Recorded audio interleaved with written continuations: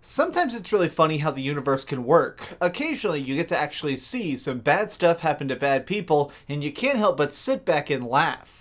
So just now I'm actually going through the financial reports of GameStop. They have to legally report these at least once a year and talk about how they're doing with their money and what really is going on internally. And let me tell you, this report is an absolute dumpster fire. What's up gamers, DreamcastGuy here, and it looks like GameStop over the course of 2018 ended up losing almost $700 million.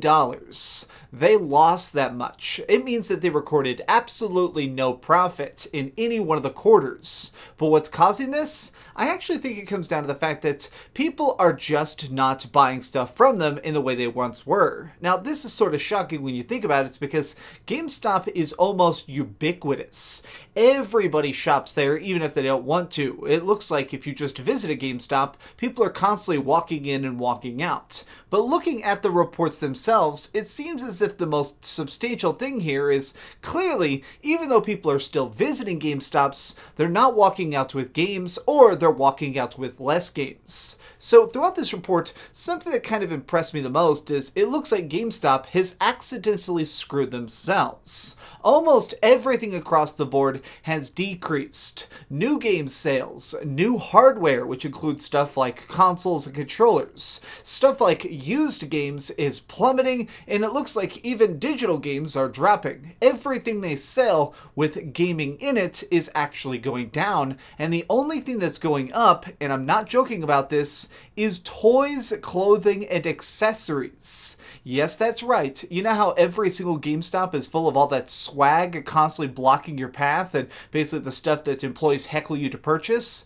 That is what's absorbing the money. That is what's keeping them afloat, and even still, it's barely a winning battle. Now, what's interesting is I think that part of this can be attributed to the fact that the gaming industry is certainly a little bit different. People are purchasing games in different ways. People are actually switching over to PC gaming more, which of course means that they're buying their games on Steam. More people are actually just buying stuff through developer websites. Now more than ever, almost every single website, every game studio actually has their own delivery method. I mean, actually, I just got a copy of Borderlands, the remake, from 2K themselves. They actually mailed it to me, and I bought it through their website. Amazon is continually growing. People are not participating in the old retail model, which was going to GameStop, dealing with an annoying employee, standing in line, purchasing the game, and going home to play it. People are basically just trying to change the way they play, and they're changing the way they buy.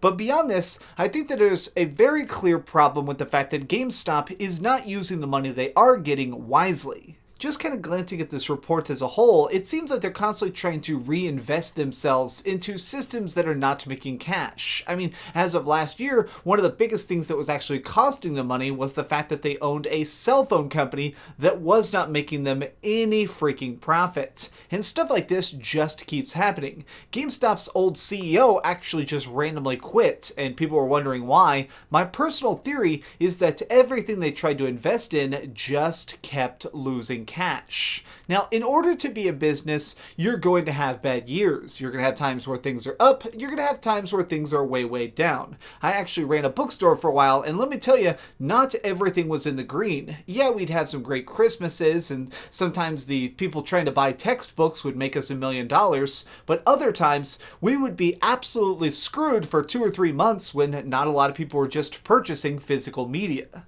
I think that GameStop realizes that the writing is on the wall, and the only way to adapt is to change or sell themselves off. Already GameStop has been trying to find people to purchase them, and nobody is willing, simply because a ship that's sinking this fast is something that is very, very hard to jump onto.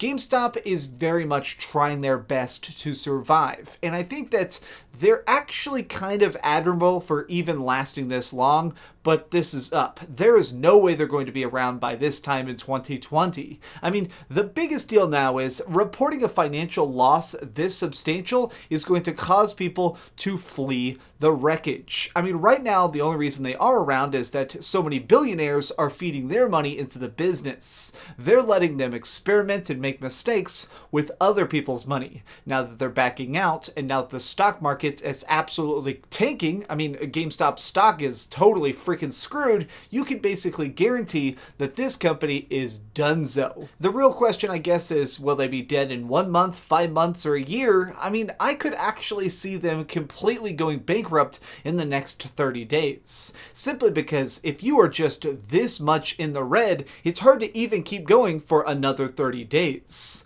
It's hard to predict, though, simply because some companies manage to operate at a loss for 10 years sometimes. But at this point, I don't think that chart is ever going back up.